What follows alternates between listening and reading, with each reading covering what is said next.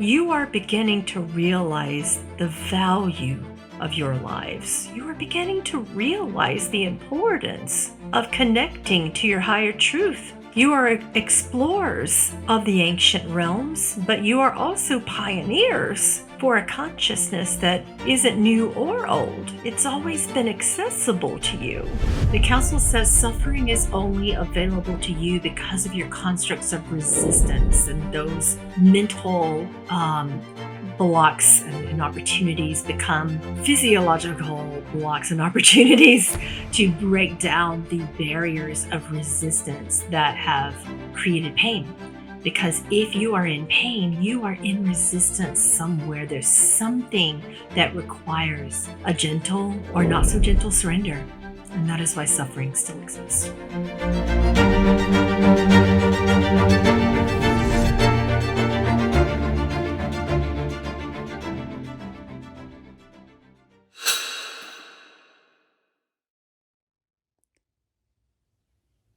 Pamela Aaralyn, welcome on Just Tap In.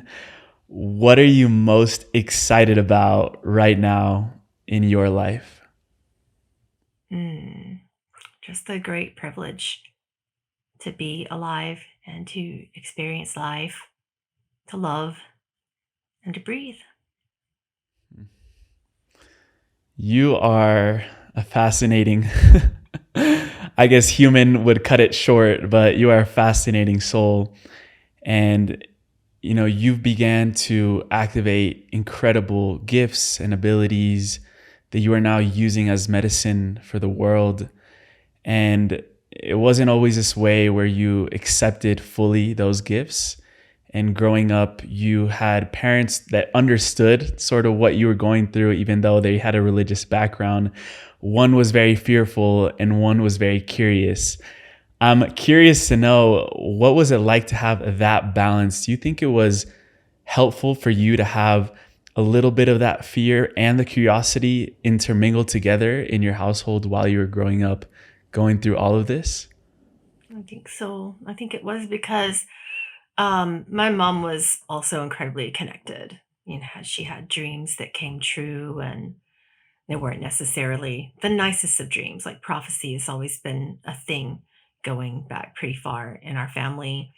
But people don't really like to talk about it because no one wants to share that we have dreams that are scary. So I developed a healthy respect for what some people might call evil. And I respect just light and dark. I respect everything in the polaristic constructs that are in this beautiful illusion of this world. And I expect that illusions can be um, beautiful and painful. I expect and respect all of that because of the early exposure to fear as a form of reverence versus fear as a form of anxiety. Fear to me was a holy nature because in the way that I was raised, when someone says fear God, they don't say drop on your knees and be afraid or tremble. It means revere God, which is different. And when we would come across evil, we would respect that as well. Wow, so interesting, because we are living in this polarity construct. And I know it's not like that in other realms necessarily. Earth is very special in that way. But when you were 5 years old, you were with your little brother in the room, trying to go to sleep. A huge bright light enters the room. Your little brother's seeing it. He's very, very young. He's like jumping up and down, excited to see it. He's happy. You're a little afraid, but you're like curious again, like what is going on? And this light being proceeds to give you what we can maybe call a DNA upgrade or an activation. And finally, he touched his hand on your heart and said, "Do you choose to know?" What was that choice point like? And what did you begin to know or remember after that? I began to remember some of my past experiences, and I began to remember. I don't know what to call this, but my guides have always called it this point in time that we call the Great Forgetting. And the Great Forgetting is a moment when we lost access to remembering our sovereignty, remembering love, remembering our power.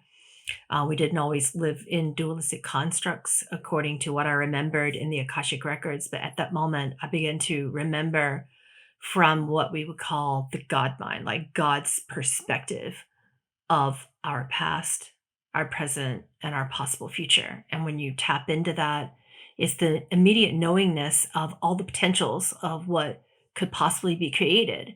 And they are always flying, these potentials are always flying by, flying by, flying by the thought process. And when you look at the Akash, you can see the potentials as well in the same way. So in that moment, I had access to all of the various potentials of where we were going. And seeing out potentials into the future is inherently connected to time.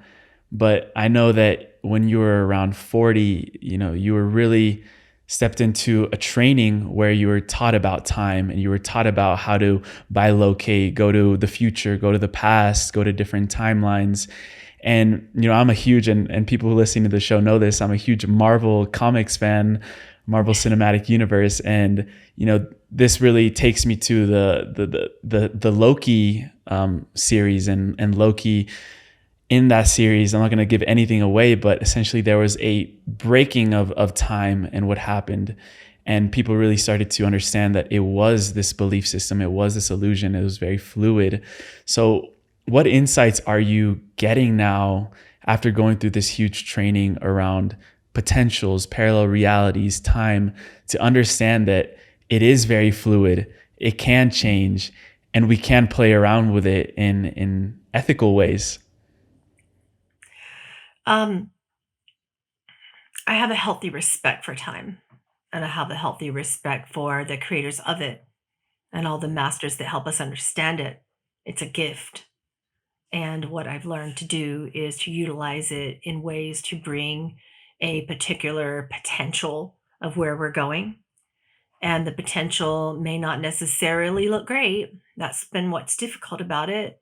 But it is a potential based upon what we're doing now, what we're co creating collectively in humanity, and where our fears are, where our love is. All of that contributes. So when I'm given a potential, oftentimes I'll like to say, okay, what is it that we could change? If I see a potential and it looks painful, I also would love to ask, and I often do, what can I do? Not to avoid, but to dive so deeply into myself. What can the world do? What can we do individually, not collectively, not from my prayer closet, but individually? What can I creatively do? What can my family do? Where is my accountability and responsibility in the world? And what do you guys want in Council of Nine? What do you want the world to know individually as parents and brothers and sisters and co-workers and family members and stewards of this lovely land? What can we do to change something if we're headed in a painful direction? That's where I could tell you I've learned the most is trying to see, okay, have I been shown that because it's changeable? And it has been. A lot of things have been changeable. And that's where the power lies because it's taken some degree of bravery for me to come forward and say, okay, I'm going to tell you something horrible. And this is the trajectory. And then I'm going to do another channeling after that to tell you what we can do to shift it. And what are our percentages right now for where are we standing in the creators of time towards making that shift? So that's where my work has been for quite some time now with working with the channeling of humans from the future. Yeah. And you mentioned the Council of Nine, and from my understanding, they've mentioned in other shows that their support system to make sure essentially that humans don't nuke the planet. And in many ways, that's like very, protective energy, and knowing that we have beings looking out for us in many ways. Where do the Council of Nine see now?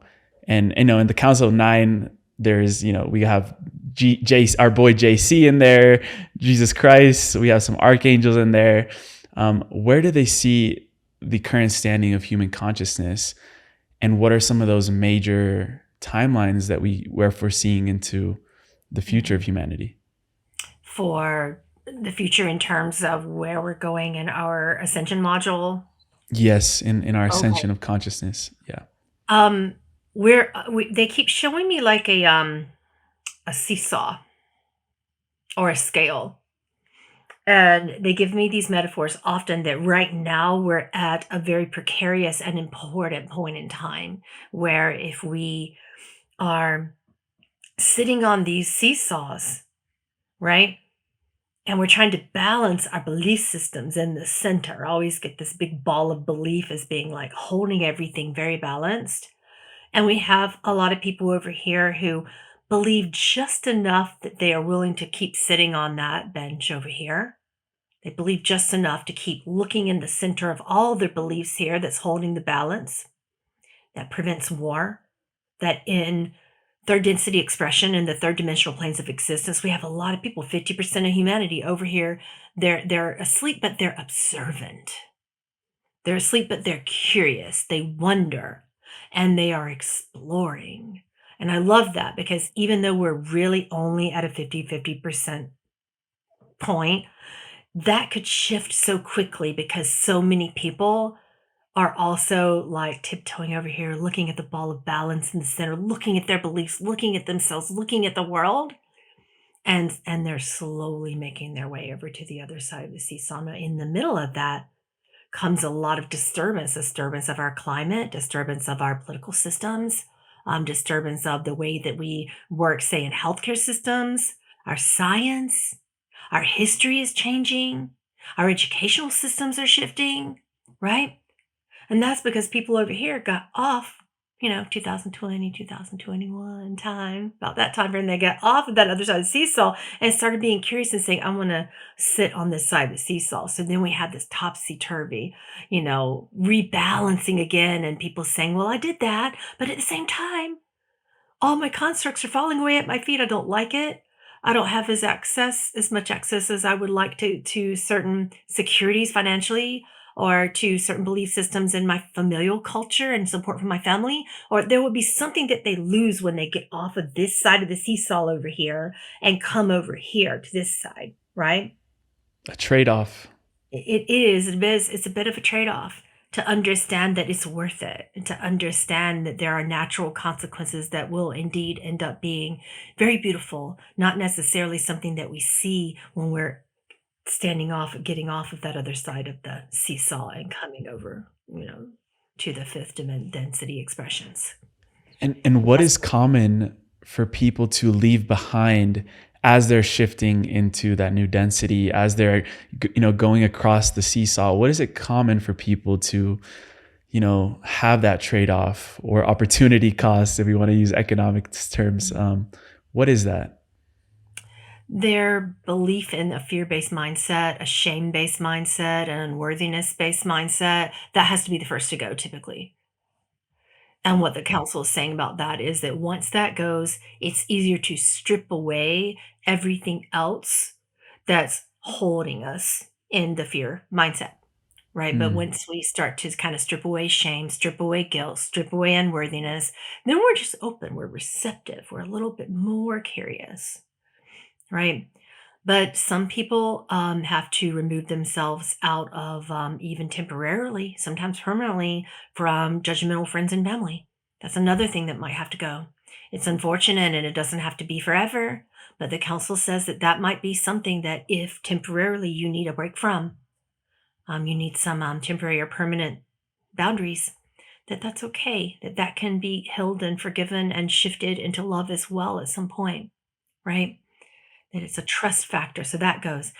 And then typically what goes would be, judgments and addictions. Everything to do with judgment, anything that we judge as, and not necessarily, they're saying not necessarily that it's always negative. Sometimes we become overly judgmental towards what we perceive as positive as well and hold high expectations of feeling well and feeling good and feeling enlightened all the time. That has to go, like conceptions about how we're going to feel and judgments about that, about how we're supposed to feel, what ascension is supposed to look like. And our judgments of connection, of how the world should and shouldn't understand and perceive us and receive us. That has to be observed and possibly surrendered as well.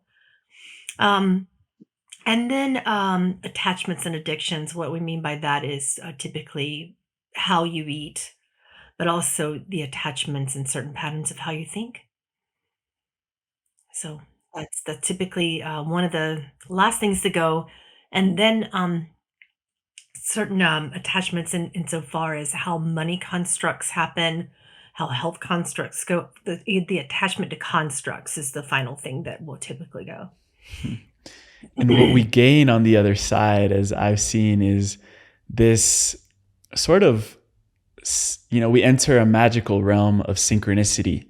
And, people that are beginning to wake up, they start seeing angel numbers. They start seeing, the 444. They start seeing like all these patterns, because I think our brain is being upgraded to recognize how interconnected everything is. Like, I'll give you an example of what happened with you as synchronicity. We just released an episode this week with a good friend of mine, Robert Edward Grant. And I know his birthday is May 16th. And I know your birthday is May 16th as well. And we're having this conversation now. And he says, one of the teachings that has most marinated in me from him is we attract everything we judge until we no longer judge what we attract. So really going along the lines of those things that we lose, our judgments. And I know with the Council of Nine, you do not have to go into trance. So we're basically also bringing them in the present moment. One thing that they talk a lot about is how, our future innovators of the world are children. And you being a mother of 4 kids that are also pretty highly awake in their own right, where do you see us, the older generations supporting these younger children coming into the world, remembering, activated in their psychic potentials? How did you go about raising children like this? And what do you see as the future for raising conscious children? Well, how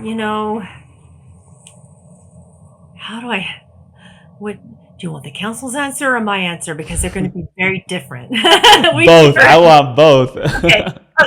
As a mom, I find that my kids are still teaching me, and I have a long way to go.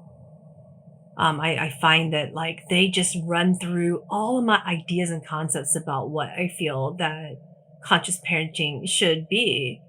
And I'm just, oh yeah, I got this. Oh yeah, they're going to try to get me here and trick me there. And I got this. I'm strong. No, they're going to find some way to like get around the way that say I would discipline in conscious parenting.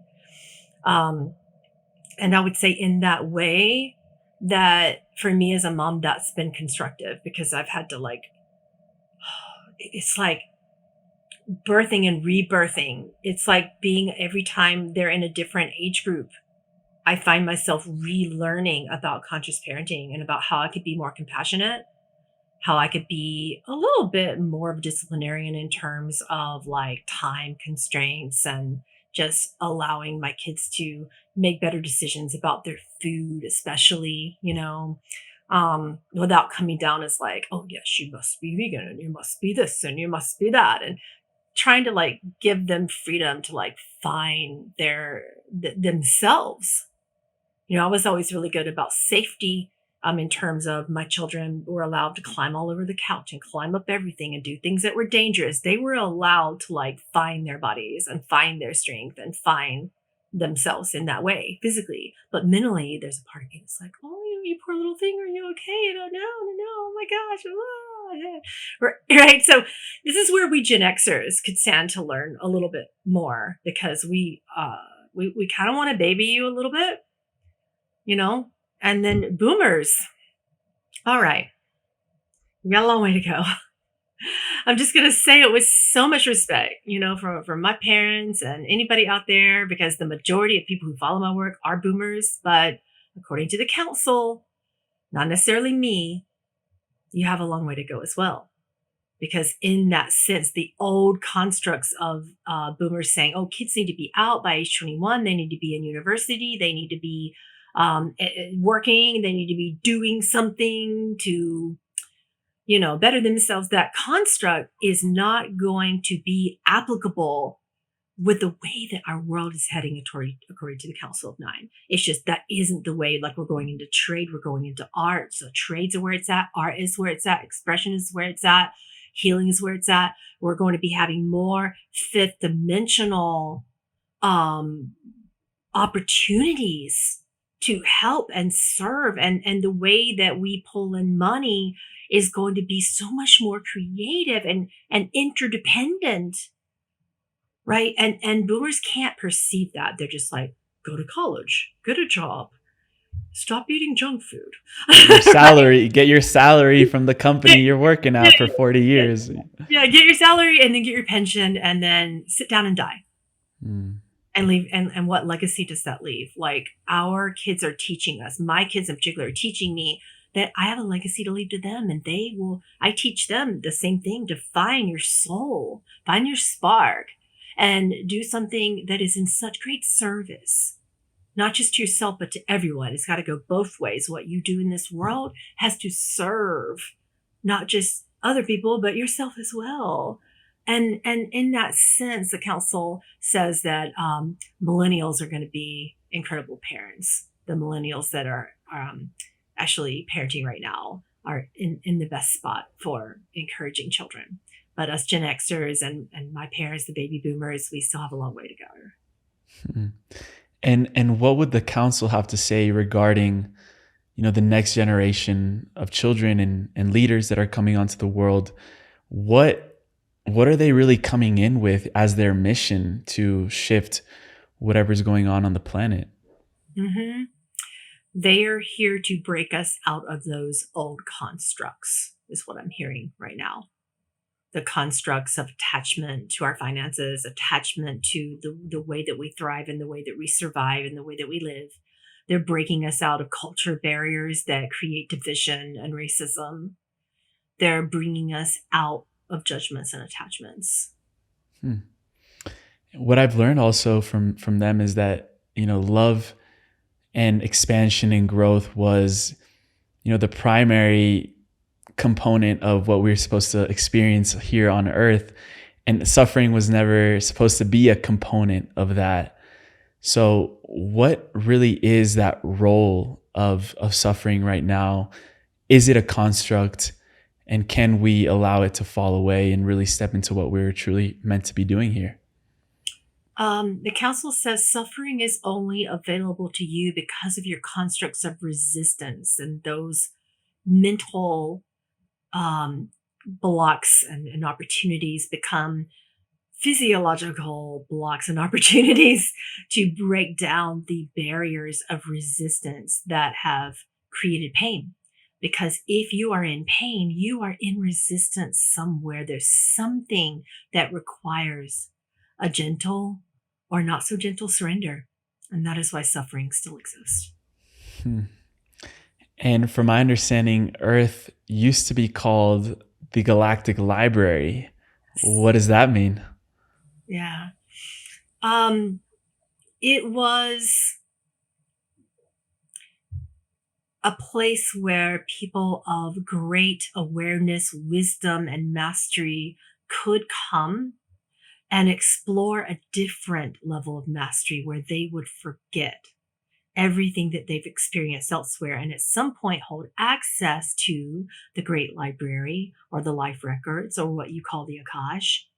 At some point they would remember. So there are stages of the Galactic Library, and every race that has a degree of sentience, ethics, and respect can come and partake in dropping that upper form of higher self-intelligence temporarily, so that you can pretend to become beings of density and forgetfulness, and then remember once more the truth of your power, the truth of your love, and the truth of the construct in the soul itself.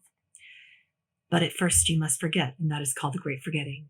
At some point, the more people remember, you experience an awakening called the great remembering.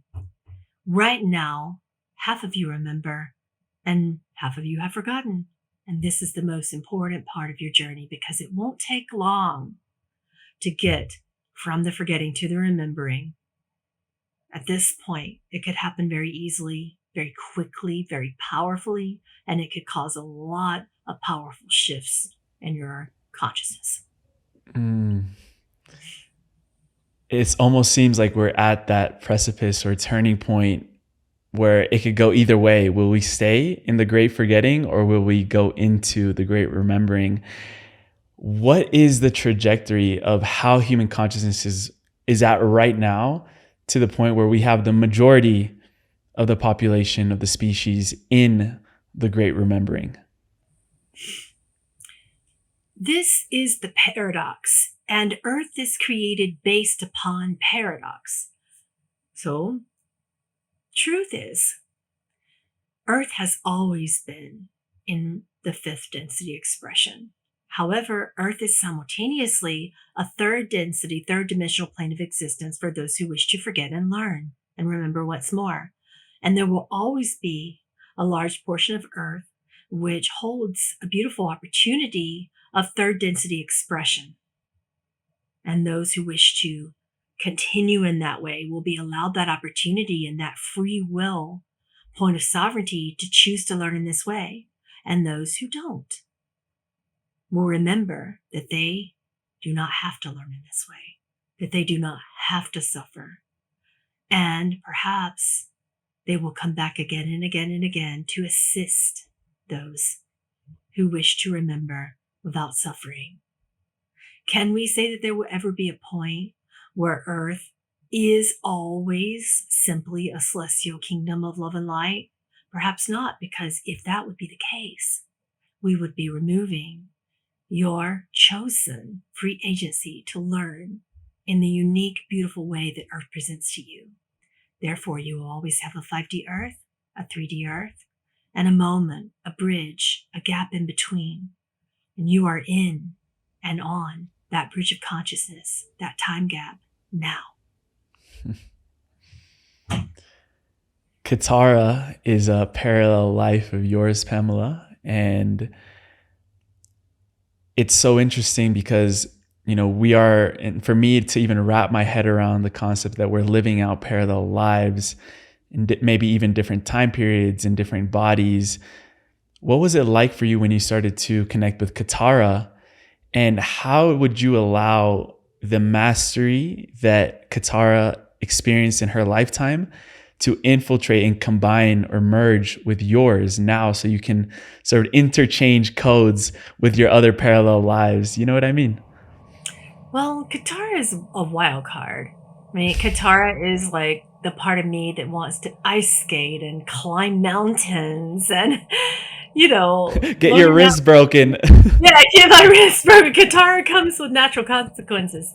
And Katara is like the musician part of me. She's the part that goes all in or all out, like 100%, go big or go home. But from the galactic perspective, Katara is like the youngest.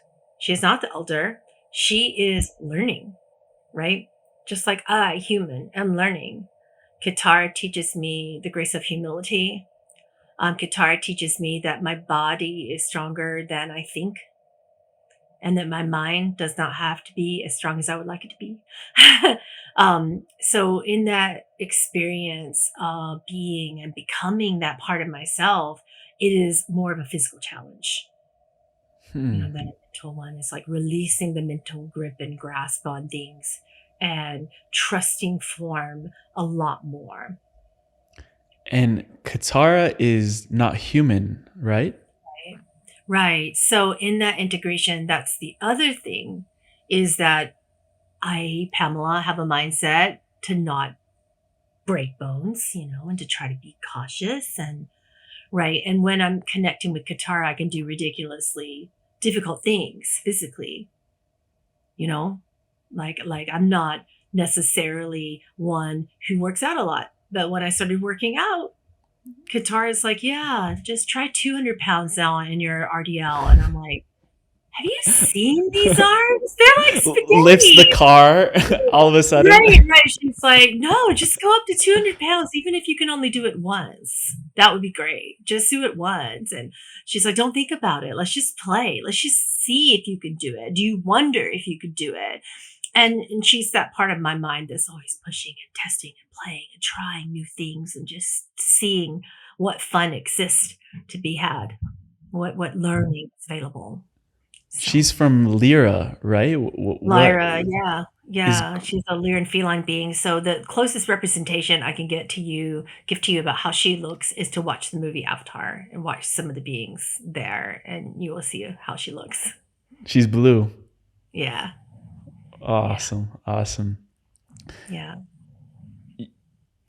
The Council of Nine refer, this is very interesting, they refer to the soul as a collective technology that helps us transcend fear. I'd never heard the soul being described that way. So how have you wrapped your mind around that, to understand the soul in a different way?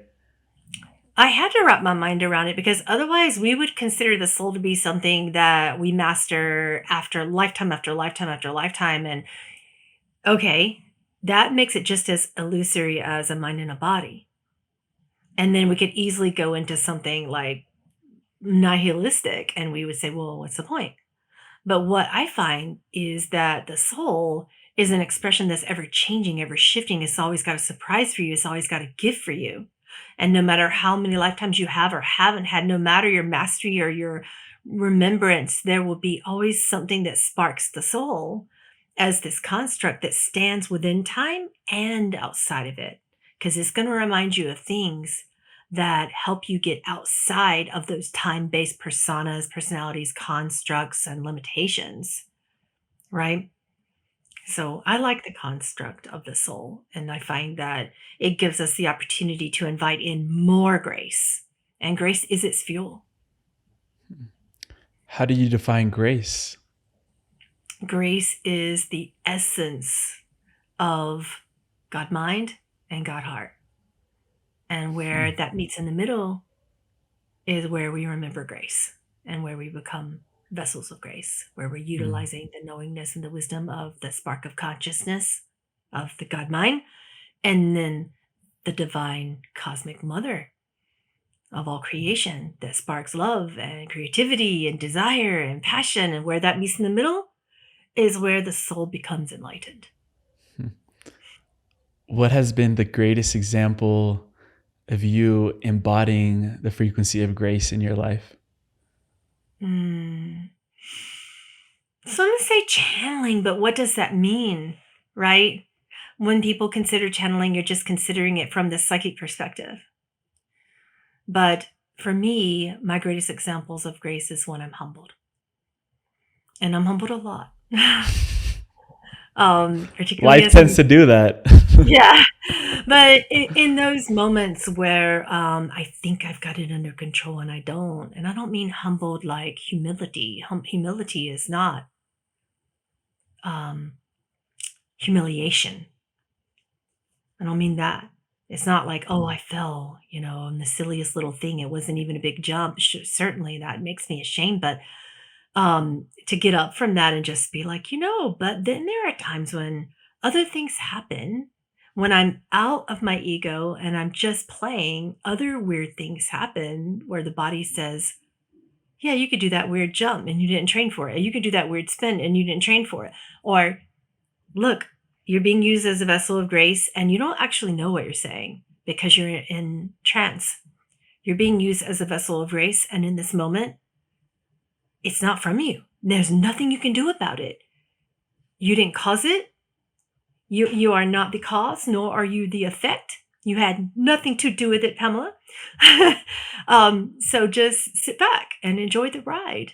And those are moments that are smaller moments. You would think I would come up with some big moment where it was like, oh yeah, there was this shamanic grid that happened one time, and I was looking and creating with crystals, an idea of someone's ovary. She went into surgery the next day. She did not have ovarian tumors. That wasn't because of me. It was because I got out of the way. Those are the bigger moments, but those moments make me smile. But these smaller moments where I can just be grateful because I met the eyes of a child. These smaller moments where I was humbled for just enough time to get out of my own way and to really realize how to be more grateful or how to love someone more or be loved more. Those moments are more important for me as a channel at this point in time because grace, I could channel through so much if I get out of my own way about it, but I would prefer to use it. I would prefer to practice it. I'd prefer to put it into a song or a writing or something that is permanently accessible when I'm no longer here. Hmm. Thank you for that. I had a great gift last night of listening to you channel one of your spirit guides and one of the teachers that has awakened me the most, Dolores Cannon. And I felt like I was practically listening to her because I love when you channeled her, it was palpable. Her accent came through, her mannerisms, all of it. And I've listened to a lot of her lectures. yeah. What has it been like connecting with such a powerful soul that left such a big impact and is that paved the way for a lot of these new concepts that are emerging right now? Humbling. I mean, she doesn't let me get away with anything. Like, I'm like, I don't want to learn this. And she's like, yeah, too bad. I'm like, but I could just go read one of your books and learn it. She's like, no, no, no, we're working together on this and you're going to learn it a different way. And, um, it's humbling. It's, very beautiful, very illuminating because the way that she specifically touches people was so unique and is so unique. And when people can feel her essence through me, I'm just so grateful because she is so clear when she comes through. She's so illuminating and I love words. I'm a wordsmith. And when I'm speaking as a teacher, when I teach people, I'm very wordy and intellectual and all this stuff. And she's like, shut up. I'm going to tell you this in a way that could be taught to a fifth grader and they're going to understand it. And then I calm down my mind. I'm like, how are we going to talk about quantum leaping right now, Dolores? And she's like, I don't care what you think about it. This is what we're doing. And then she does it and it illuminates people. And I'm so grateful. And then I go back and listen and then I learn something because I'm just the channel, I learned something and I go back and well, thank you for that. I'm so happy. Mm. I feel like I remembered why I was here the moment I listened to her lecture about the three waves of volunteers. Oh yeah. And I'm curious to know if you've connected with Dolores about, is there another wave, a fourth wave of volunteers coming onto the planet? I know you got her. Oh, here she comes. She wants to come through. Oh, wait, Welcome, Dolores.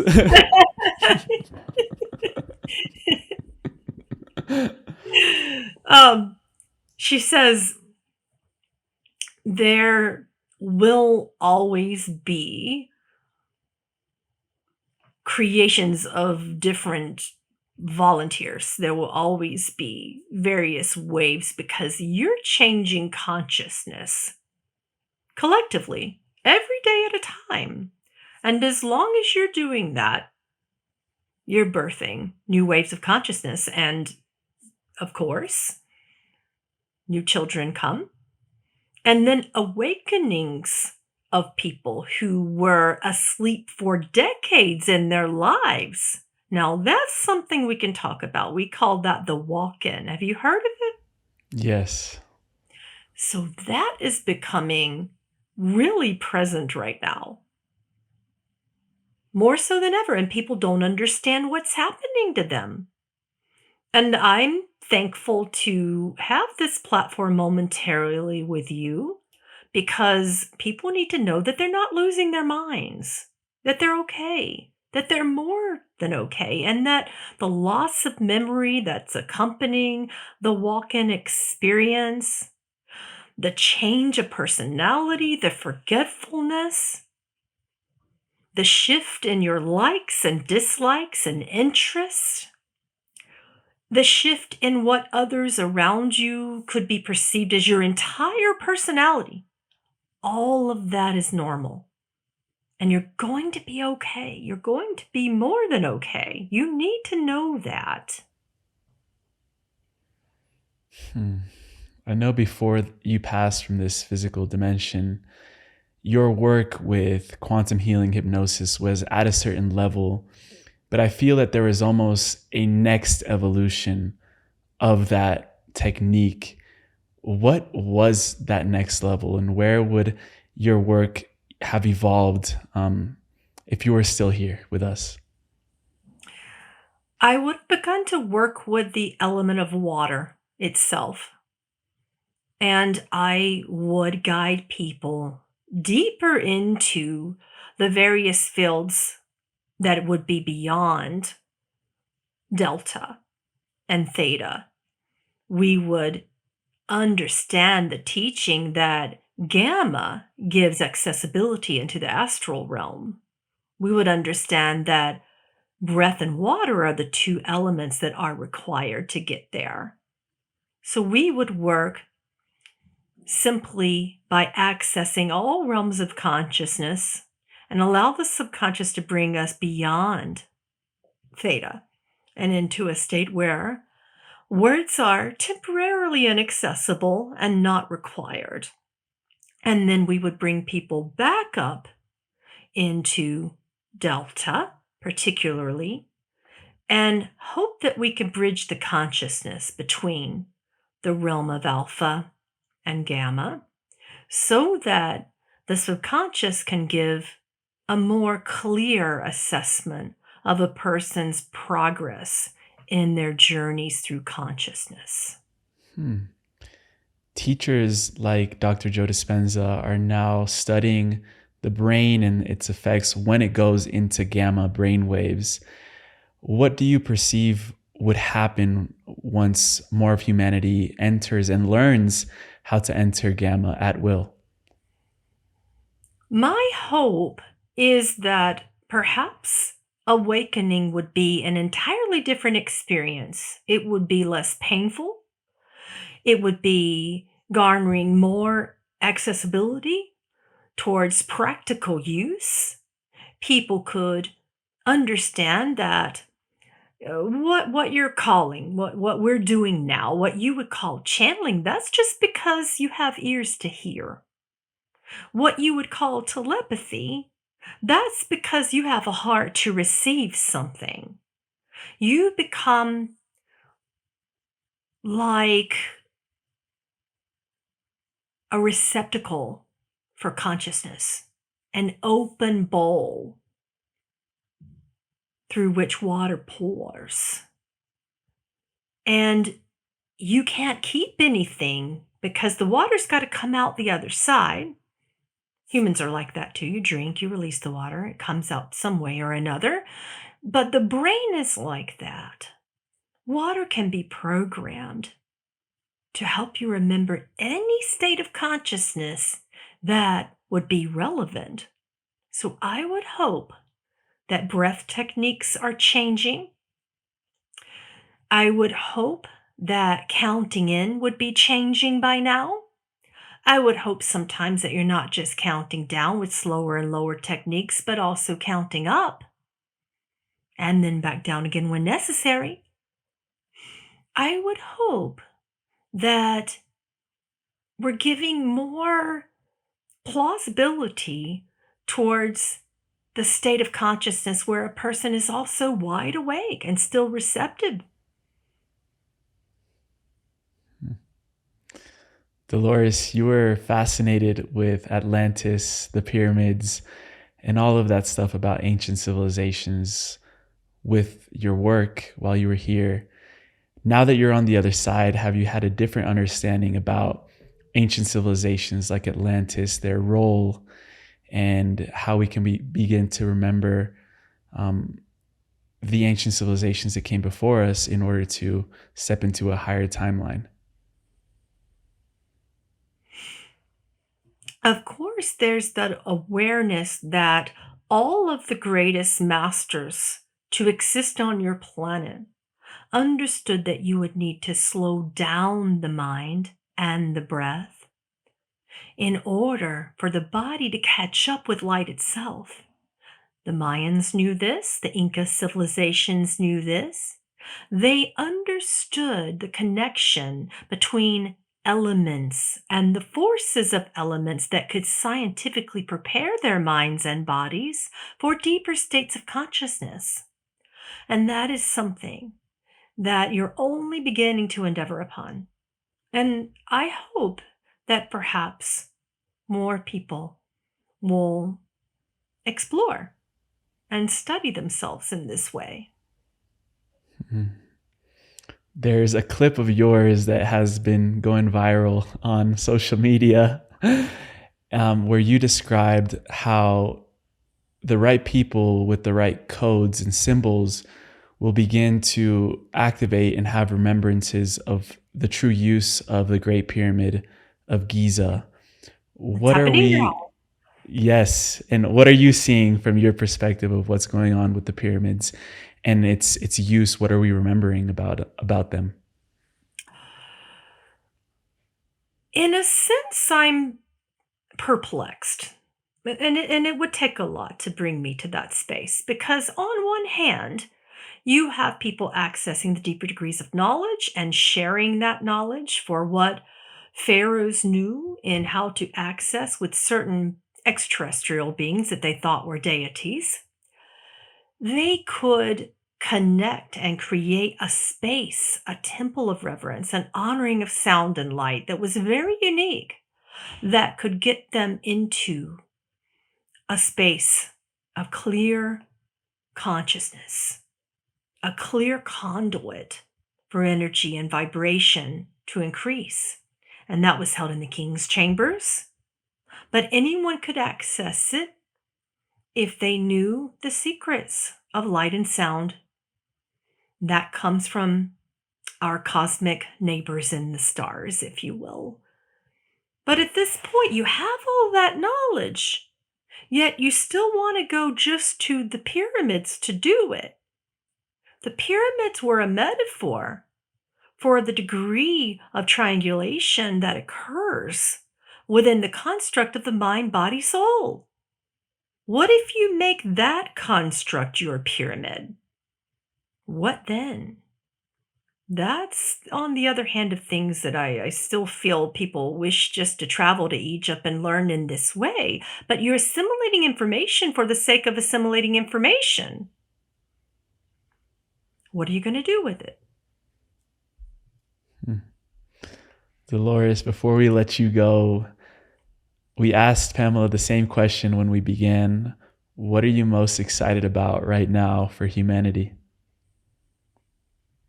I'm excited because you are beginning to realize the value of your lives. You are beginning to realize the importance of connecting to your higher truth.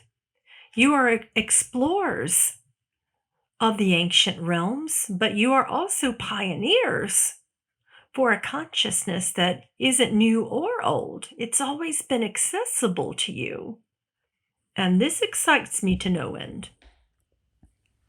That's beautiful, Dolores. Thank you so much for joining us today. It's an honor and great respect for you, for your presence and all that you've done to uplift humanity, inspire us in particular. Thank you. She just kind of like did like this, and she went, "It's on you now." Before she left, "It's you now." Get in the front seat. You're driving now. Yeah. Wow. No pressure, right? Whoa. We have to. How did that feel, first of all? Oh my God. At least she's talking to you. I was like, she and I argue all the time because she's like, "I want to do this work with you." And I'm like, "I'm momming today, Dolores." She's like, "I don't care. We're doing this work." And, and that's our continual battle. Like, I feel so honored to work with her. And then at the same time, I have like 3D life. And you're also channeling future humans, Jesus. Like, how do you even choose who you're going to bring through, you know? Yeah, I don't. From my understanding, the future humans and tapping into those and traveling out in time activated not too long ago. It's only been around 9 or 10 years, maybe. Yep. What has that process of learning how to essentially bilocate, go to a future time, visit a farmer in 2100? What is that like, and how are you Oh, beginning to understand the principles and the mm, codes to do that? yeah. Um, Initially, it was like you land where you land. It's like pick a year and let's see if we can get there. And there was a lot of trial and error with trying to explore the realm of time. And it was like, wow, I did not actually go to the past at all. I went to the future. Again, I want to go to the past. And then I would meet a being from the past and go, wow, that's beautiful. I think that I could just stay here. And it gets incredibly pulling to want to explore the past. It's like I noticed that humans have a portion of their consciousness that are incredibly attached to and in love with the past. And we want to just duplicate it and reinvent the wheel and do the same thing in a different way. And um, so the future is different than that. When I go into the future, I see things that I don't understand, that I really don't understand. But I know that it's a valid potential or I wouldn't be shown it. So then when I'm in the future, the first thing I do when I come back is I write it all down and then I talk to the council and say, okay, where do you think we are in this? How much of this, this is the typical egoic question. How much of this is is within our control? Hmm. Yeah, even connecting with future humans, you said that we can ask questions like, is there a reason we went in that direction? What Yeah. can we do to make your future better? What can we do if we wish to empower ourselves differently and change it? So Mhm. that's also speaking into the fluidity of these timelines. Like, just because you saw one potential of a certain president getting elected, that Yeah. could change as well, right? Could it could, and I monitor that all the time. I'll look at it and say, okay. And I got to the point where I'm like, oh wow, I feel like no matter who is elected, every time I look at the future, people are upset at who is elected, right? And it's like these choices are going to be interesting. And that's me putting it mildly, because no matter who comes, we're going to have a certain breakdown of attachments to systems, a certain breakdown of attachment to our political systems, our financial systems, our systems for food, our systems for health. Depending upon which one of them wins, we would have a certain breakdown of any of those collectives of systems that we're attached to. And that's going to aggravate people. And one of the many conversations I've had with the council is, okay, how can we go into this without so much agitation, coming up with a little bit more empowerment, feelings of empowerment, but also feelings of support and peace and love and a little bit more trust, in the path. And oftentimes they just say, you know what, removal of political uh, following is going to be very important to move out of that and to understand that all of you are understanding that you're entering into yet another broken system and that you're going to need to teach your children how to create something different. Hmm. And that's just what it's all about. We're teaching our children to be different candidates, to create different systems. That's the purpose of all this. Yeah, you said in the beginning it was just about you like flying out and seeing where you land.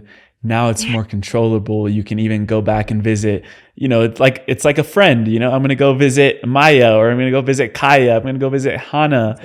Yeah. Um I visit is Andy a lot. I have made some friends. I visit Timothy, the plasma engineer, is my newest friend. He's so funny. And he teaches me a lot about where we're going with transportation and cars and plasma energies and free energies. And that fascinates the heck out of me, like to know that we do have some potential towards having different energy sources that are, they don't even have to be renewed. They're not renewable. They're ever present.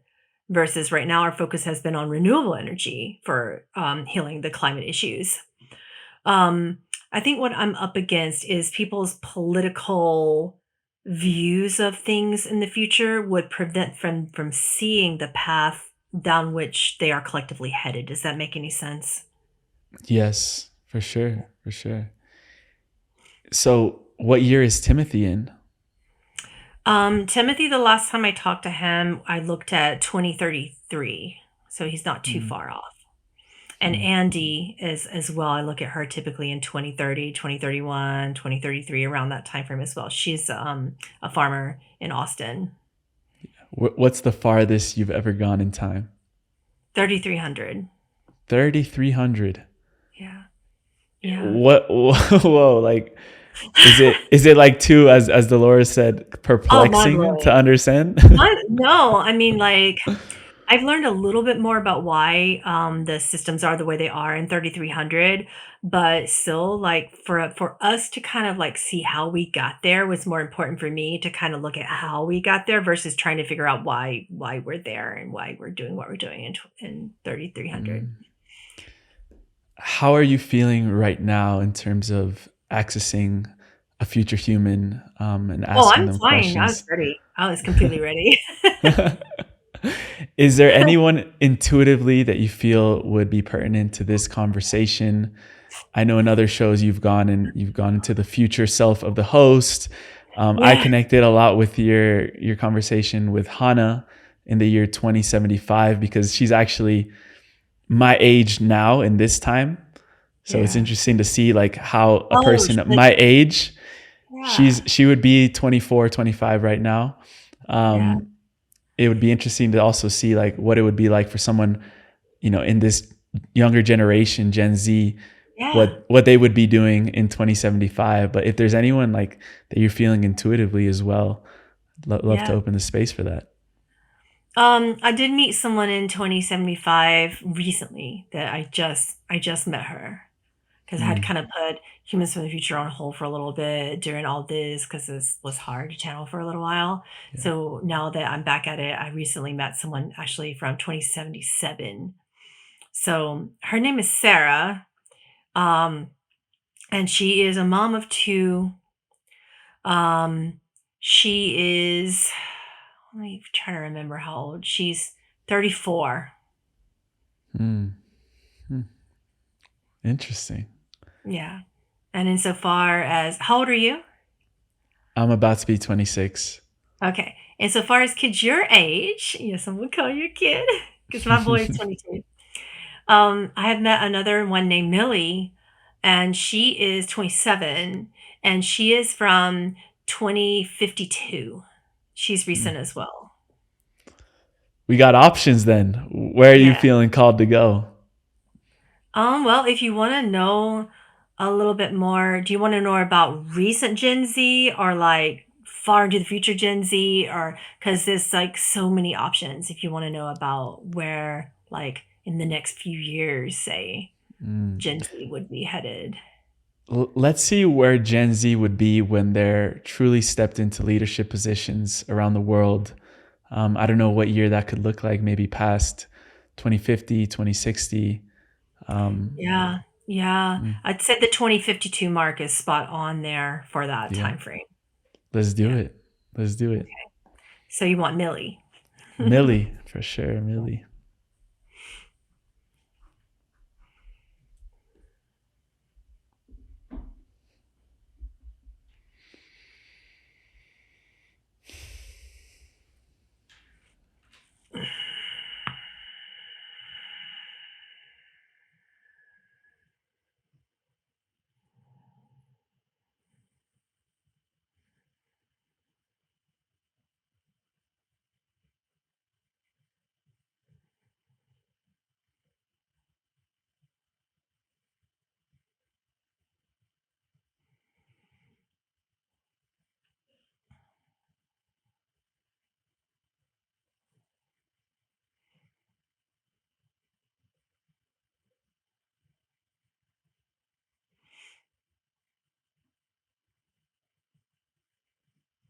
Millie's in Central Michigan. She's a resident.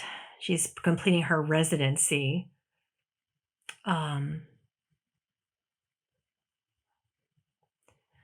and also, when I met her recently, it's really interesting because she's into occupational therapy.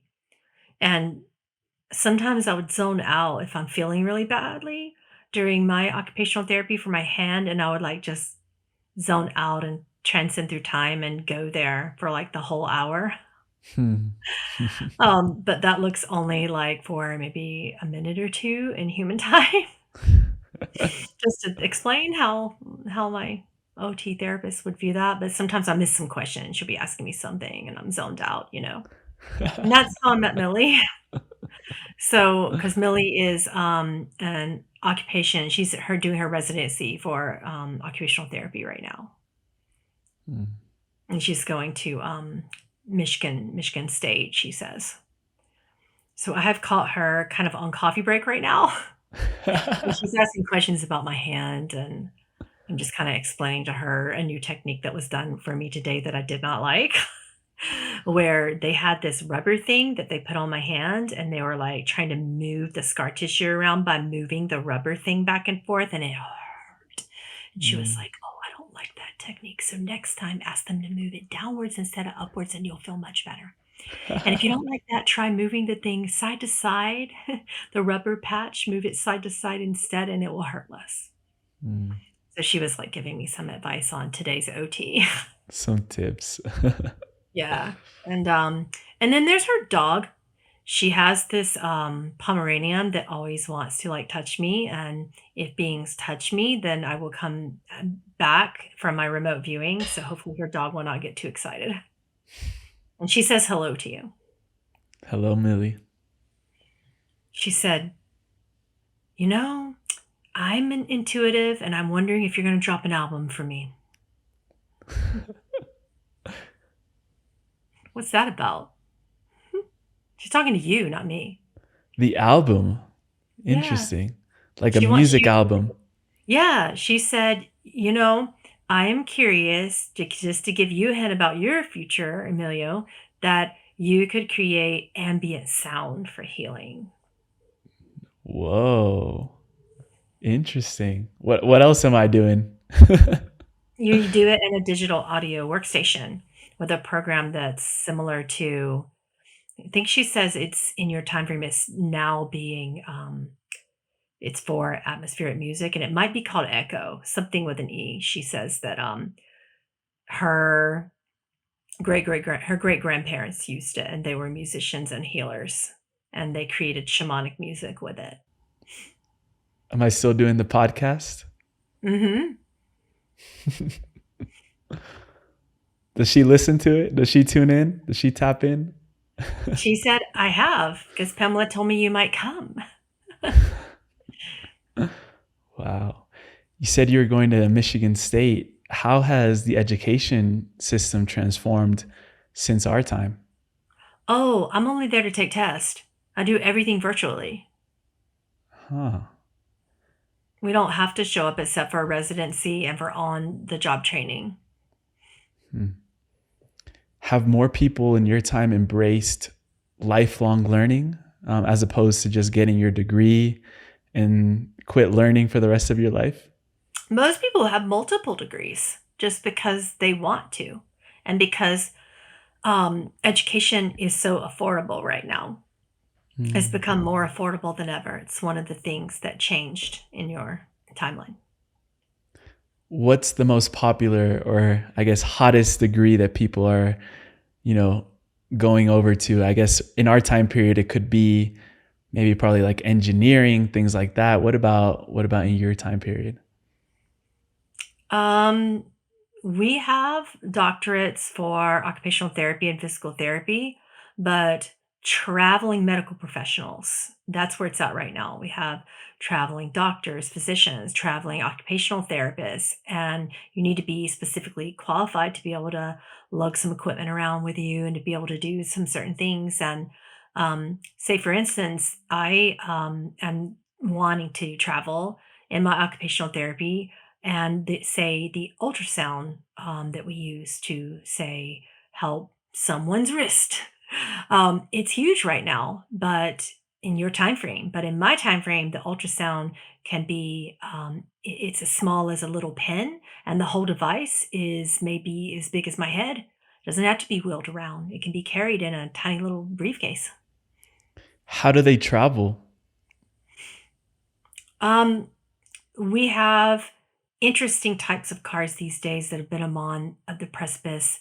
Around 2040, we had the entrance of plasma engines, and we we now get around very quickly and very well. We have some public transportation systems that are based upon plasma engines, so people can say go through an hour and a half commute in maybe 10 minutes, if that, Hmm. and be Interesting. completely safe. Do we also travel out? Is it popular to travel out or easier or more accessible to travel out into space to other planetary or moon systems? We have systems that can bring you wherever you want to go and to travel. Some of those are just coming into funding, but the whole space travel being publicly accessible only happened about 2 years ago. Very recent. Yeah. What allowed those shifts to happen? People wanted to understand what life looked like, and it became more of an educational system to understand the various extraterrestrial beings that are in contact with us. We can visit their planet, we can learn from their technologies. Sometimes we have to walk around with oxygen in oxygen capsules. We have different technologies to help us breathe upon their planets, but we can visit various Pleiadian systems. We can visit the beings who have been scientifically helping us for at least 100 years. Who are those beings? Venusian beings are the primary beings, along with Pleiadian beings. And then there are some species of beings that are rather ambivalent but ethical, like the mantis and insectoid beings. When did they start coming out to the public to become part of the public conversation? They began helping the government in the secret space program a long time ago, but there are many versions of the secret space program. And then there are some underground programs where certain beings, like the Venusians, the Zeta Reticulans, and the Mantis beings, the Pleiadians, are helping individuals. So in this program, it's called the Superhuman Program, and they are helping unique individuals awaken their abilities and to bridge spirit with science in a unique way that brings about deepening levels of their consciousness. This has been going on only for the past 20 years.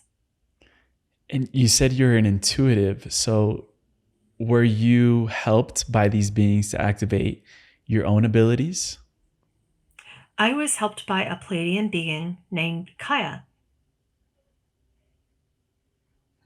She is currently over 300 years in human age. So she's living amongst you. She comes and goes. She's a fleet commander for the Pleiadian star systems. And she is here for health. When she does come, she gives technologies that help humans extend their lives or save their lives. Wow. What can we do to make your future better? No one's ever asked me that. But perhaps many of you can begin to understand a lot more about the truth of your climate. Climate change isn't a hoax. It is a real and ever-enduring problem. Shift it individually by making small, manageable, practical changes. For instance, if you water your lawns 8 times a day, perhaps only do it once or twice. Perhaps learn to recycle, use less plastic. Some small changes in each and every household could lengthen the life of this planet. And climate change has a big role with tectonic movements on the planet. Have you witnessed a lot of movements in different continents and land masses that, we should be aware of?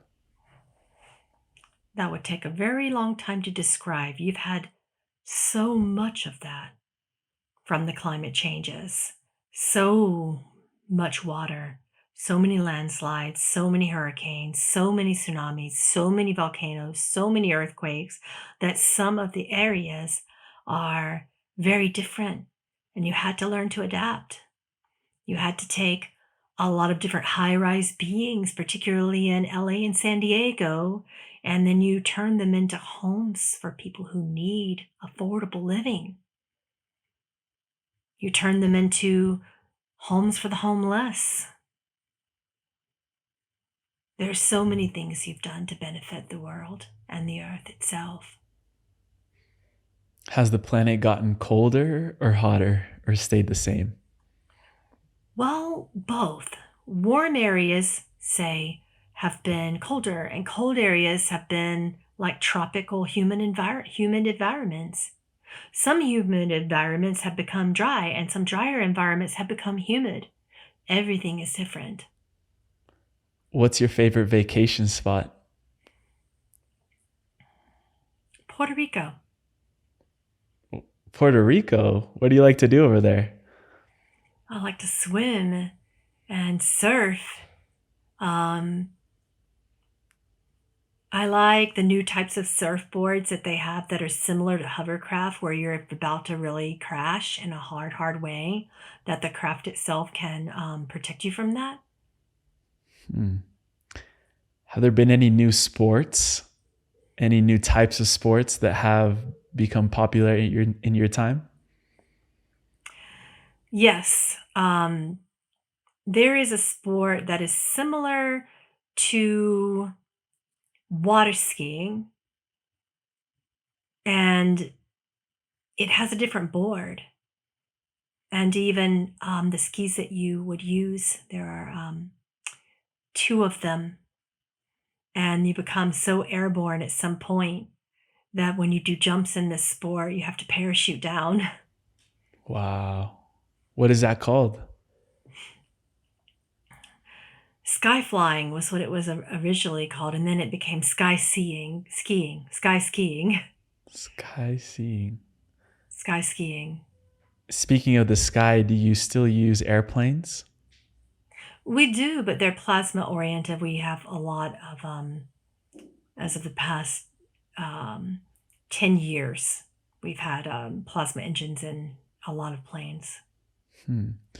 Speaking on the medical system, I can imagine that it's gone more toward people individually becoming more sovereign with their own health. And even so, if we're receiving help from galactic beings, what herbal medicines, plant medicines have we discovered that can really cure diseases? It was a lot of learning from the ancient elders of your lands. It was a lot of learning from ancient indigenous medicines. A lot of the Navajo and Cherokee medicines made a comeback. Older medicines like bull thistle completely combined with certain Egyptian medicines like blue lotus, um, were cures for rheumatoid arthritis, for instance. People use hawthorn a lot more to manage hawthorn and chaga to manage their blood pressure and their cholesterol levels than anything else. Mushroom medicine came um, into use in the allopathic realm in a stronger Hmm. way. Both psychoactive and non psychoactive qualities are utilized You and may, legal. yes, thank you. You may know this figure, this scientist from our time that I recently just had the opportunity to chat with. His name is Dr. Joe Dispenza. And I asked him about what predictions he would have for the future of medicine. And he said that it would be a regularly accepted scientific fact, that the blood plasma of advanced meditators can cure any illness. Did that Yeah, come true? it did. Do you meditate? Yes, I do. What's your style of meditation? What do you like? I'm a chanter. I believe in Mm, vibrational medicine, but Pamela taught me a lot about the value of quiet meditation and pranayama. mm. We started off chatting about the music industry. Um, how has music evolved to become more of a healing technology rather than just like a party tool? It went back more into recording analog style with actual instruments. And we combine digital with analog when we're producing music now. And say if we wanted to create a background drone sound and ambient sounds, we would use the digital audio workstation called Echo that brings about a different collection of ambient vibes. And then we would we find great value in learning music from the instruments. So we play those instruments and we have become analog musicians more than anything.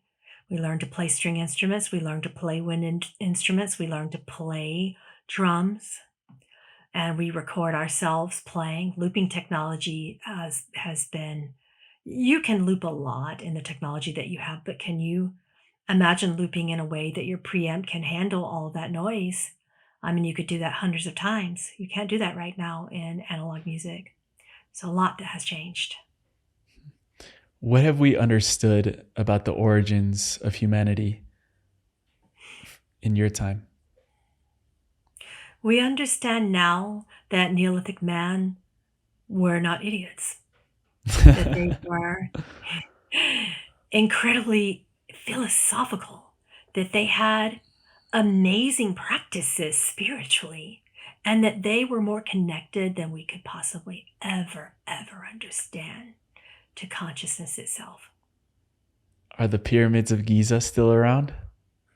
Yes, Have you been inside of them? I have. How was that experience like? Um, it was touristy. Just being honest with you. It Have was you been to Colombia? smelly. Colombia was a better experience for me. Where'd you go in Colombia was Colombia? I was going to Colombia for a shamanic experience because I wanted to experience ayahuasca, but I wanted to experience it with a qualified mushroom practitioner. Hmm, And I did. beautiful. Millie, one of the last questions I had for you, hopefully this isn't the last time we speak, but what are some of the major challenges that humanity faces in your time? That we're facing currently. Yes, in your time.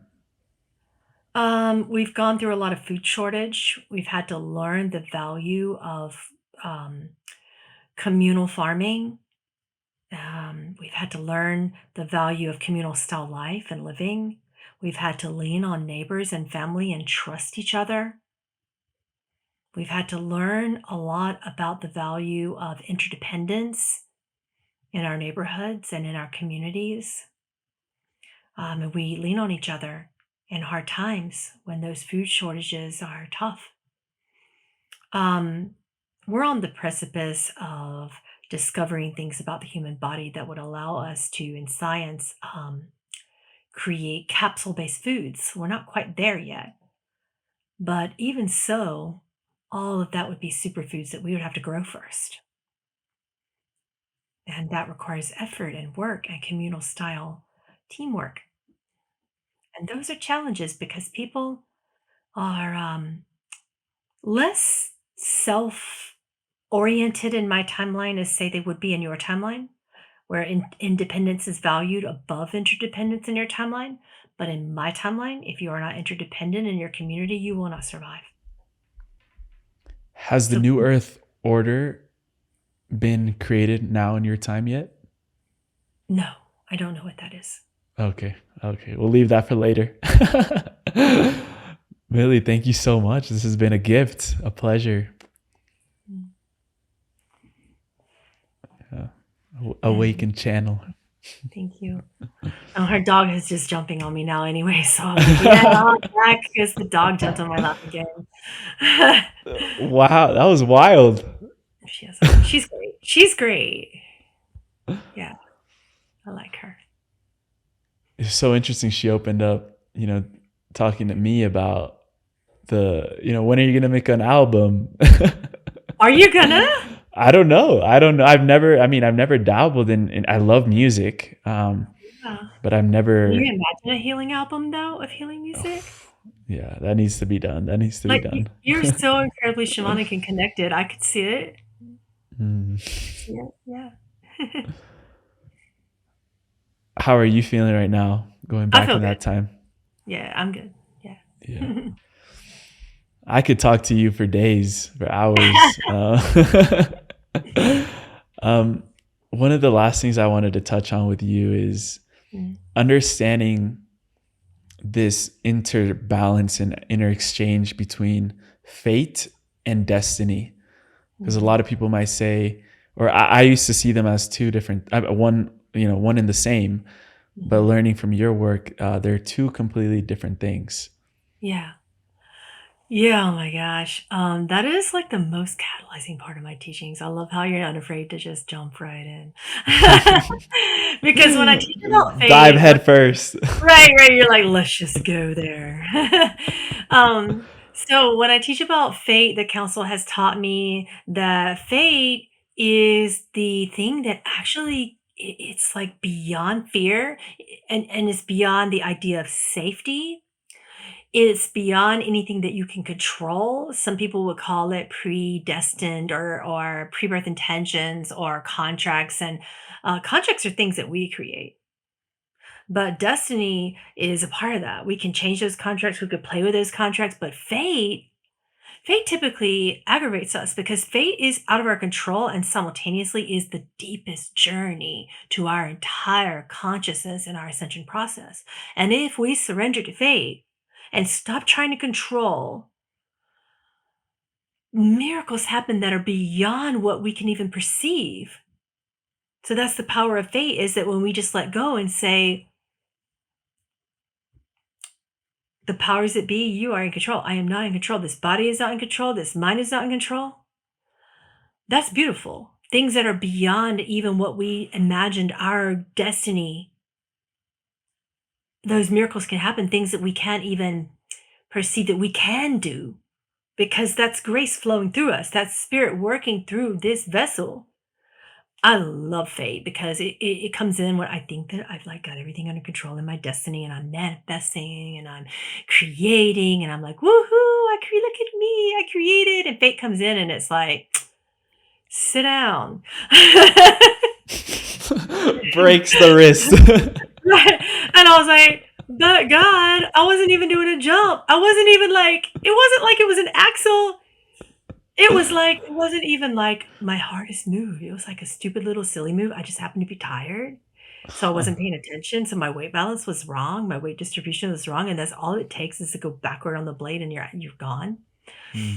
And I was like, oh man, this wasn't even worth it. It was a mohawk turn. That is nothing. Everybody does those daily. But fate was like, we got other plans, right? We have other plans. I And just then I wanted had to to sit ask. Yeah, still. go ahead. Go ahead. I had to sit still.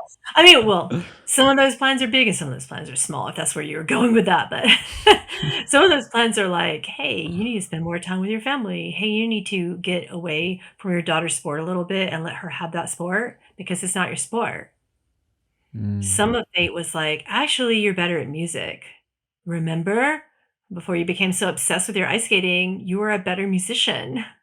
Actually, don't forget about all the activations coming through with the light language and what it means because your languages mean something. My languages are very unique, and I could tell you exactly what every phrase, every vowel, every word means. And I could teach you Lemurian. I could teach anyone Lemurian.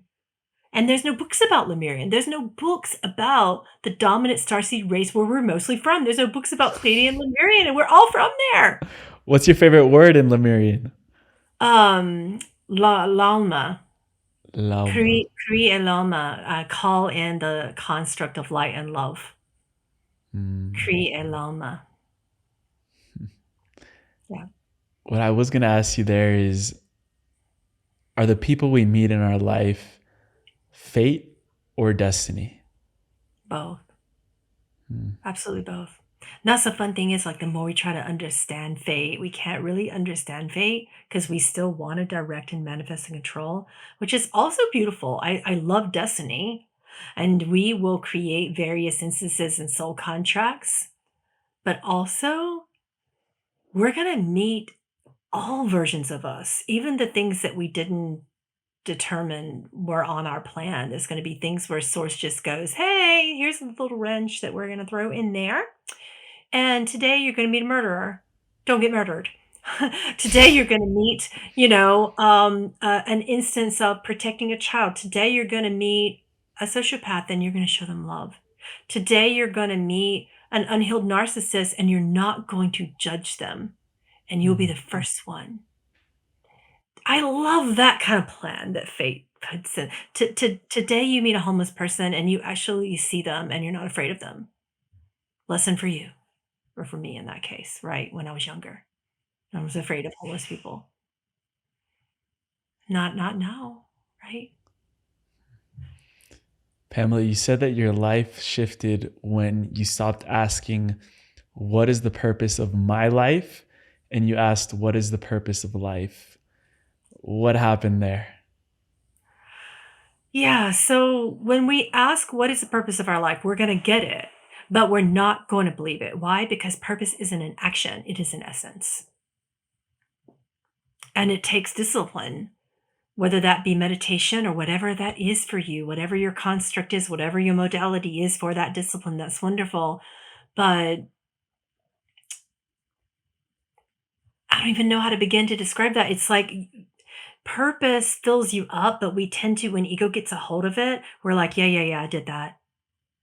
But when you connect to purpose, it's an essence, and you're going to want to continue creating and manifesting and using your destiny and your free will to explore the various ways to share that essence and to act and to serve with that essence. So that's a lot of fun, right? But it can get boring because you're going to do this and you're going to do that and then you're going to do it this way and that way and that way and that way. And then you go, okay, what's left? And then you realize that all of that was a beautiful but intellectual pursuit that was self-serving. However, when you start to ask, okay, now I know my purpose. I feel it. I've done all the action-oriented things that were very fulfilling, but why do I still feel empty? I haven't served. So then we serve. Okay, that's wonderful. I've done it. I've served. I keep serving, but when I'm alone, I still feel empty. Why do I still feel empty? Right? Because at that point, we need to ask that question. How does my purpose fit in with the purpose of life itself? And that's when emptiness becomes depth. That's when emptiness is full, right? And we're able to sit there in the darkest moments, in the most loving moments, in anger, in pain, and something happens where purpose is fulfilled in the moment of doing absolutely nothing. And everyone around you can feel it, and that's called enlightenment. Everyone around you can feel that charisma, that grace, that love, that joy. I feel it from you. I don't have podcasters come on and say, let's open up a sacred space and pray together. Like that has never happened. I was like, yes. And I've been interviewed for I'm at this for 25 years now. I've never had someone come in and call in Great Spirit. Are you kidding me? Podcast is You made it easy to go there, though. Go to him. Watch him. That is an enlightenment journey for you. And when people see your work, they feel that around you, I assure you, because I'm feeling it and it's palpable, bud. It's strong. And that right there is whether you verbally asked whether or not your purpose fit in with life itself, your soul was asking. And people around it feel it. They're around that purpose. They're around you. That's emanating from you. And that's how you know. That's how you know you're in your purpose. Because people around you are like, can I just be around you more? And they're like all fangirling or whatever because they want to feel that enlightenment energy. Thank you, Pamela, for that. You're You welcome. know, you gave us a beautiful glimpse of the miracle that you walk in this life. Being able to travel out into the future, bring in powerful beings like Dolores. I know there's an ethical component to your work that I would love to leave people with as well, because for people that will begin to activate similar types of gifts like you in the future to come, what are some of those ethical guidelines that you tend to follow with your work? You're the first person to also ask that. I'm glad. Thank you. Of course. With if you're remote viewing or looking at the future in general, no matter how you're doing it, it's important to follow those guidelines of when you see something that you know that someone can't handle. You really need to ask Great Spirit to take over. You need to ask Source to give you compassion, to ask that the grace of discernment fill you, because you're going to have to make a decision on the spot what information is ethical to share. So that information is information about death, information about illness, information about loss of any kind. We all experience loss, but who is prepared to handle that in what state? When you talk about death, that kind of loss may not be something that someone is prepared to handle, and you have to really really trust your discernment and ask that the grace of discernment fill you so that you can make an appropriate decision on what info to share.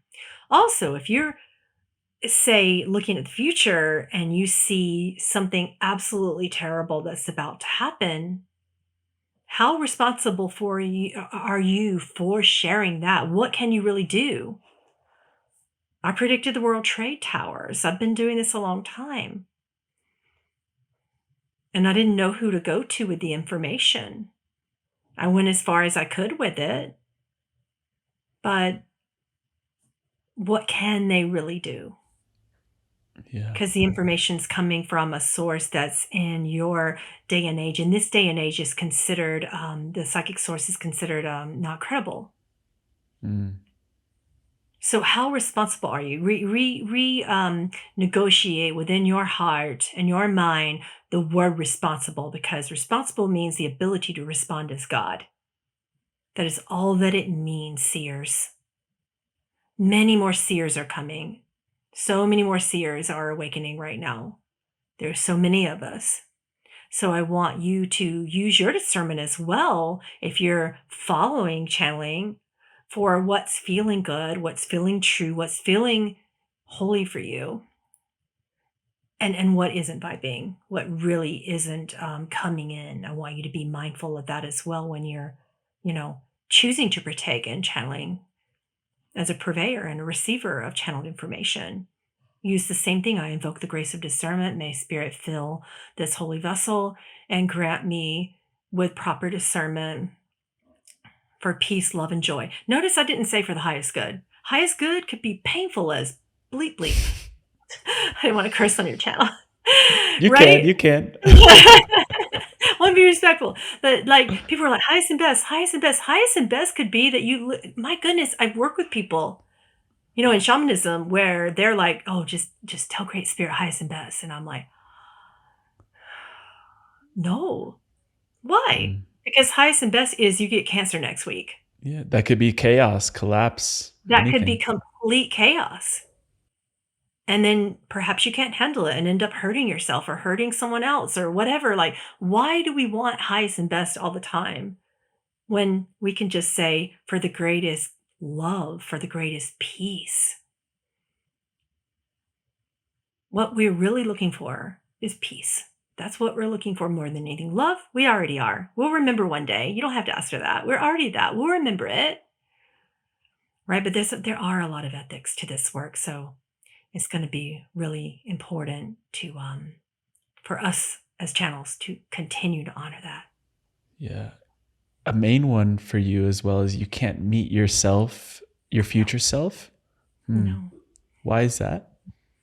I don't know. I think that if we met our future self, my opinion on that is we'd probably try to change something that we didn't like, and then we would not grant ourselves with the degree of mastery that we came here for.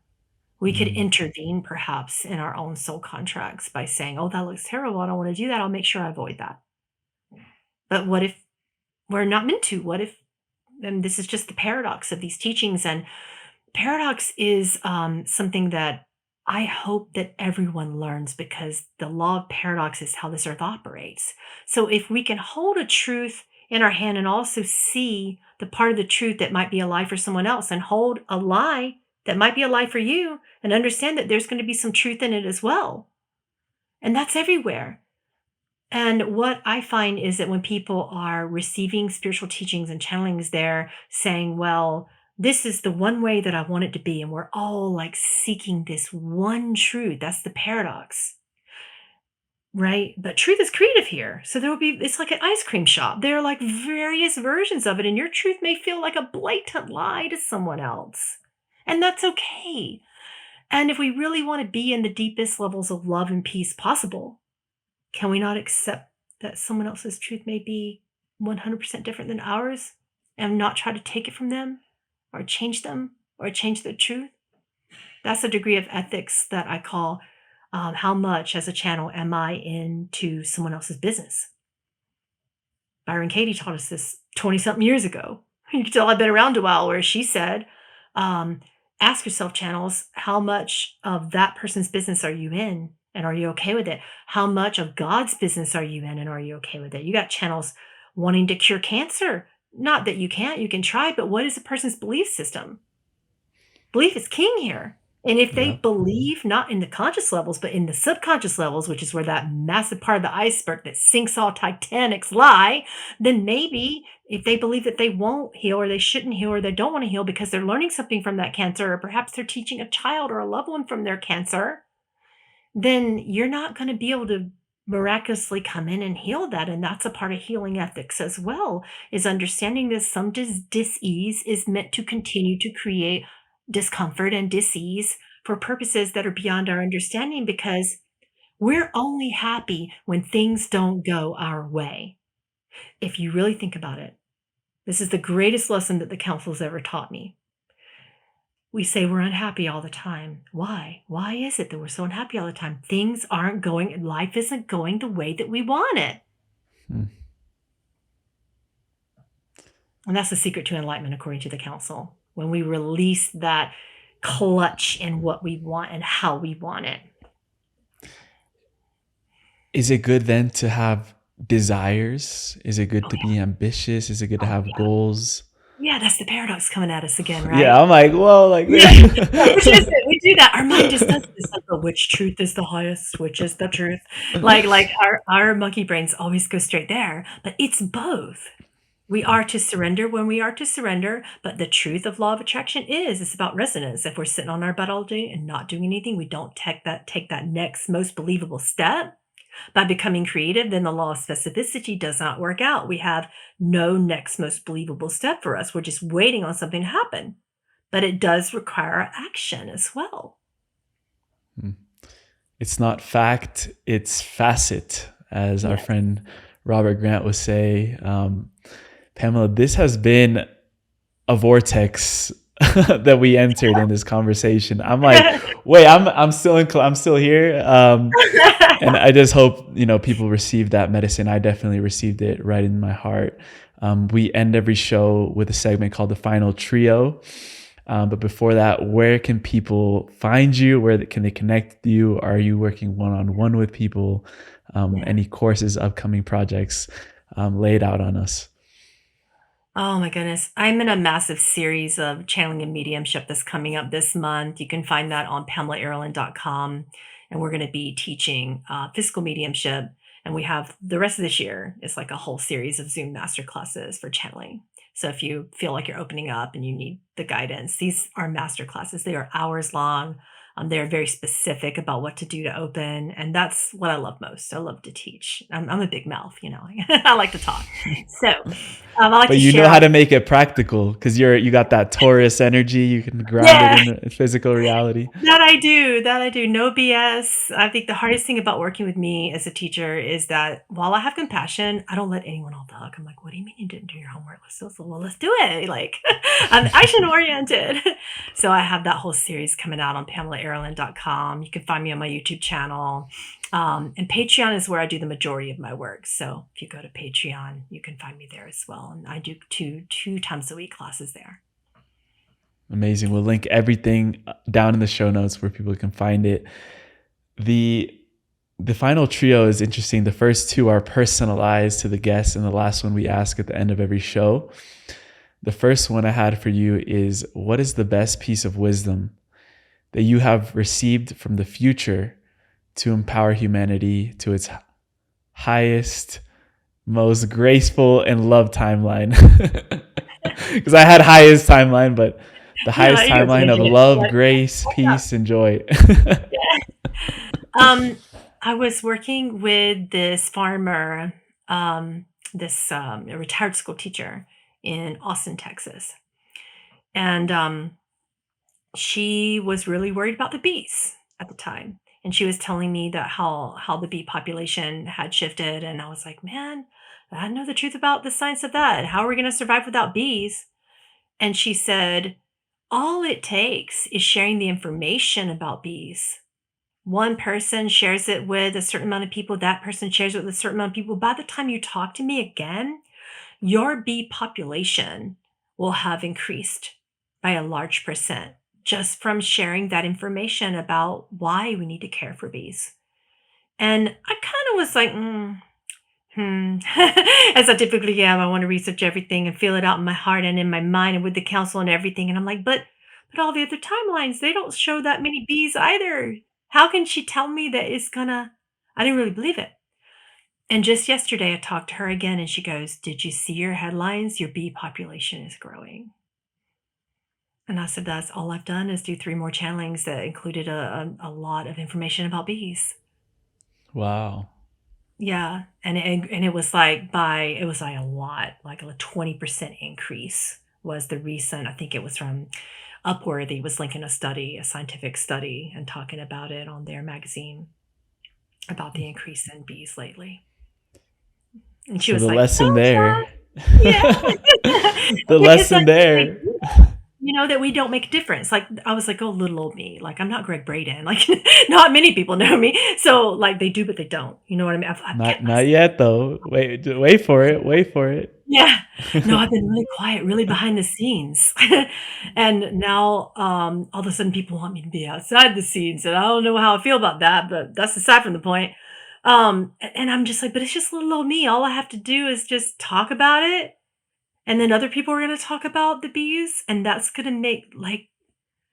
It was so relieving. Like, I just felt this sigh of relief of, "Oh, wow, despite how many terrible visions I've had, it's still so changeable." And it's just that just I love it. Those simple things blow my mind. So the homework is go and kiss a bee today. Don't get stung. Don't get stung, but love it with all your heart, and Yeah, we'll have a yeah, better yeah. future. Create a bee colony. Create a bee colony for yourself. Learn about bees. Everybody needs it. For sure. The second Yeah. question I had for you is actually for the Council of Nine, if they want to Mm, step through for a moment. mm, But they've mentioned that we are mastered versions of you operating in a parallel realm. What key principles will it take for each individual to embody their fully mastered version? mm. Um, Katara is who's answering, and she says that each person has a unique soul construct that's imprinted upon them from lifetime after lifetime. They're carrying that through. And when they get to know themselves, they're going to remember that. And each person has a unique key that opens their consciousness. And for some people, it might be sound oriented. For some people, they might be more light oriented. But it is a grace. Grace that there are 7 graces, 7 chakras, 7 keys to consciousness, 7 of everything for a reason, because there are 7 unique archetypes of the human soul, right? So mine happens to be fortitude. It's my unique key. For some reason, I'm just very resilient and strong, and I don't know what it is, and I have a lot of energy, and you can't wear me out, you know? I was like super sick before I sat down for this, by the way. And all I did was like breathe and call upon my fortitude. But I was super sick. I was like, crap, man, I'm gonna have to cancel. I was throwing up. It was bad. Wow. Yeah. But We fortitude, shifted the energy. very quickly. Very quickly. So find your unique key of consciousness. Find your grace. What grace works for you? Are you able to perceive which key I hold? Mm. You hold a couple, but I'm going to say it's joy and humility. You have a charisma, and it's contagious. It's joyful. It's fun. So it's the joy, the wonder, the play, right? But it's also a deeply preened humility. You weren't born with it. Like it's really from life experience, Yeah. and life has really strongly initiated you. Life has a way of humbling us. Yeah. The But last joy's question.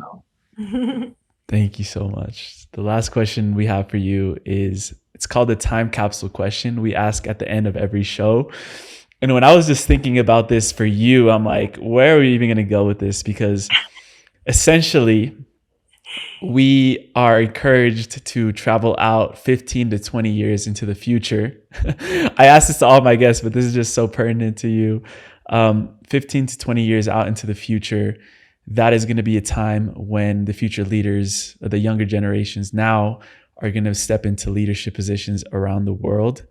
And they're going to need a lot of guidance from the wisdom keepers, the seers, the mentors that came before them. So if you had the opportunity to have a time capsule and leave behind anything that you could think of, it doesn't have to be anything physical, but what would you leave behind in this time capsule so that when these leaders open it in 15, 20 years down the line, they'll be equipped with the tools, the wisdom, the codes necessary to build out the best potential for humanity? That's really got me thinking, because the ego and part of me would say, well, you need a book about grace, and you also need some vibrational sounds that are going to activate people into those keys of consciousness. And great, easy. But I don't think that's what it would be. If you open my time capsule, I think it would be a mirror. I think I would leave a mirror in there, and that mirror would hold the capacity. I would bless it to hold the capacity for people to know themselves. And there would be one little message that I wrote down that said, know thyself. It is the key to every part of life. Exclamation point. And then the second phrase would say, breathe, just breathe. Breathe, drink your water. Yeah. And the third thing I would say in that time capsule is, don't take anything personally, because nothing ever is. Yeah, 100%. Pamela Aaralyn, thank you from the heart for allowing yourself to be seen so fully, and allowing us to truly witness you in your greatest gifts, and to share that with the world is such a gift, such a miracle, the work that you're doing. And it's been such a pleasure to connect. I know we will have to continue these conversations. It was my greatest joy. Like, you activated my key code of joy through this. And I'm left with even more questions. So we will have to do this again for sure. Those who question will never doubt. I like that. I like that. Keep questioning. Keep asking those pertinent questions. Yeah. I will. Thank you. You're welcome.